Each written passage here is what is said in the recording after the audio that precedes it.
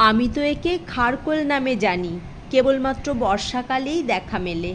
সেই জন্য বাড়ির বাগান থেকে তোলা মাত্রই আপনাদের সাথে রেসিপি শেয়ার করতে চলে এসেছি। ডাঁটাগুলির মধ্যে আঁশ থাকে, আঁশ ছাড়িয়ে কেটে ধুয়ে জল ঝেড়ে রেখেছি। খালি কড়াইয়ে প্রথমে শুকনো লঙ্কা ভেজে ওরই মধ্যে কালো জিরা দিয়ে একসাথে ভেজে নিয়ে তুলে নিয়েছি।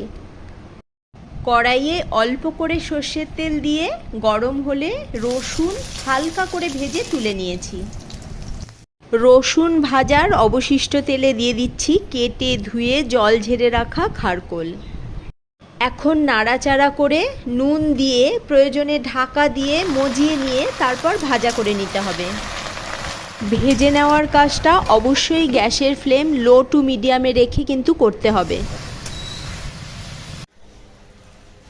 এবার শিলপাটা পেতে প্রথমে শুকনো লঙ্কা কালো জিরা নুন দিয়ে বেটে নিতে হবে।